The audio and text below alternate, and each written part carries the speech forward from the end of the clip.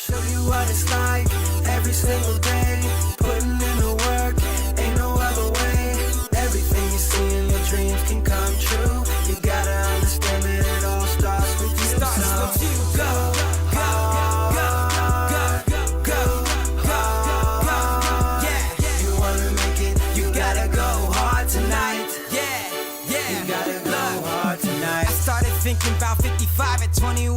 Had my wisest friend telling me my dreams were starting young. I let go of that extra baggage I carried inside my pockets. I saw it holding me down as I was trying to skyrocket. I look back.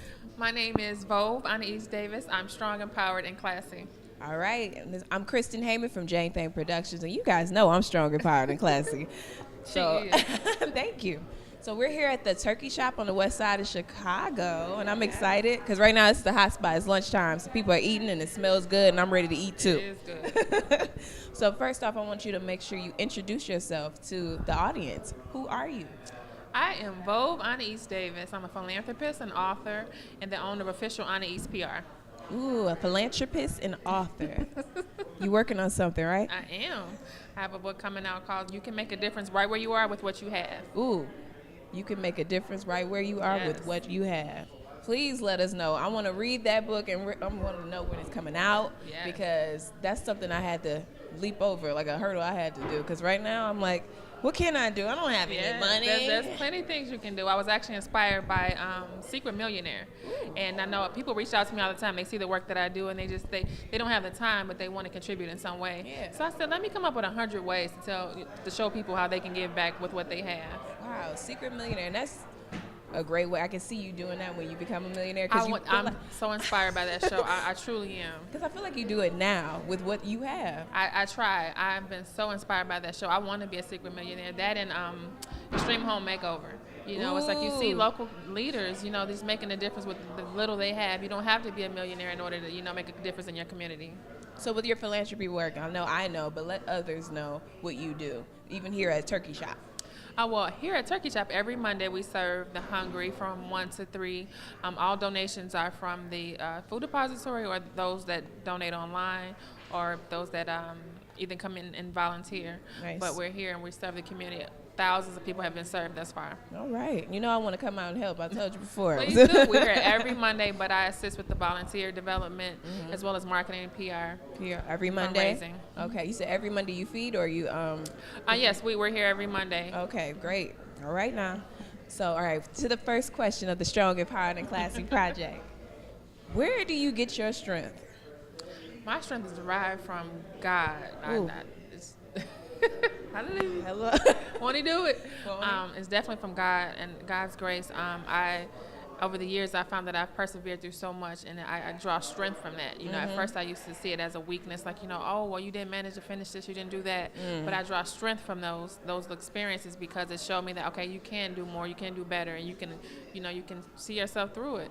So just maintaining that joy in my heart, though, that's key because you can get through something, but you can become bitter. Ooh. So maintaining joy through different life trials has strengthened me over the years. So you said you used to get down on yourself and not being able to do something. Do you write lists for yourself? I do. I have so many Post-its. You should see my desk. Oh my gosh. I have my vision board. Between my vision board and my Post-its, I have all kind of lists. My lists have lists. Wow, your lists have lists. It gets like that. So you have so many things, and then you get upset when you can't get all of them. I don't necessarily get upset, but I just try to prioritize, and then I organize them based on what's pressing, what's really going to advance me with whatever I'm doing at the time, whether it be volunteering, whether it be my book, whether it be transition with my career. What have been some of your biggest hurdles in your career as you move forward? Because I know you went from publicist, now you're more in the forefront. That is a challenge in itself, is transitioning, because people know me as a publicist, they know me for PR, so it's a transition. They always have seen me volunteering and doing work in the community, but to see me in the forefront now and not behind pushing someone else, but to make that brand transition, it's a little difficult because people, they know me for official Anais PR, not necessarily Vauve the philanthropist. Oh.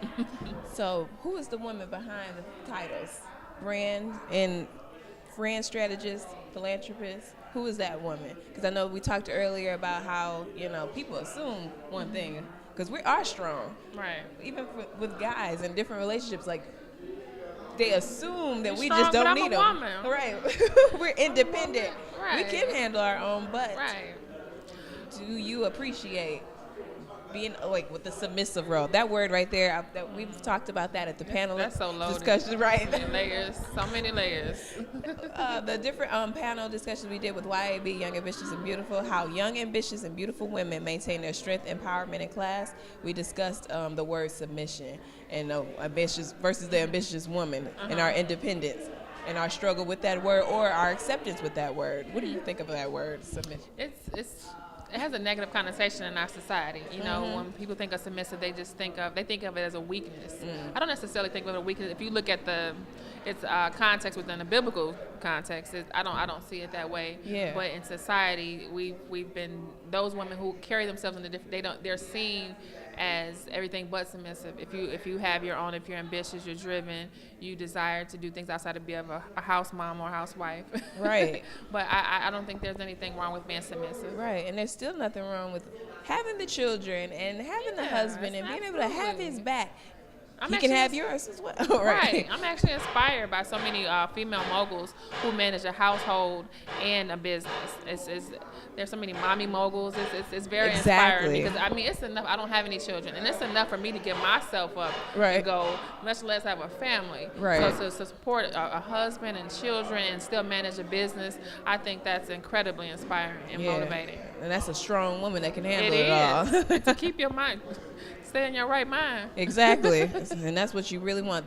That's good transition. Peace of mind. Yes. Oh, gotta find peace of mind.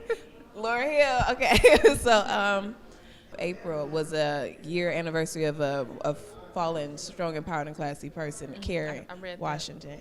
And that has pushed me to expose the truth about the mental space. A lot of us fight it and we don't, a lot of people don't know or we just don't try to acknowledge it. But it gets sad sometimes, especially when you are as ambitious. When you're a dreamer and you up late at night trying to make something happen, it gets dark.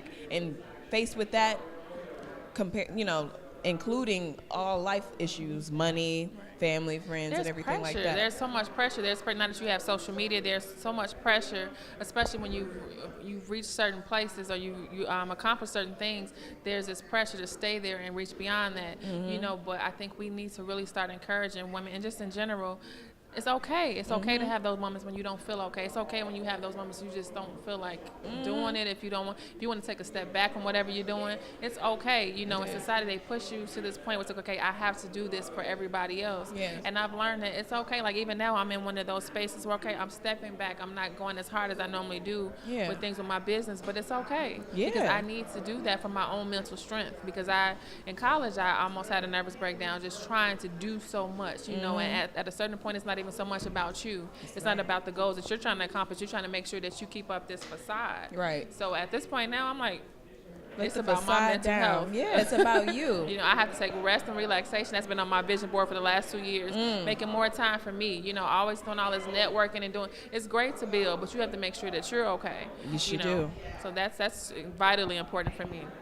Beautiful. Okay, I'm glad that you even mentioned about college life because I do want to inspire people in college because that, everybody talks about the educational part and making sure the grades are well and dealing with professors, but we talk about the lifestyle that is going on there. A lot of people, that's their first time to have freedom away from their parents, and then they deal with sex, drugs, and different religions, and experimenting. Exposed to a lot. Yeah.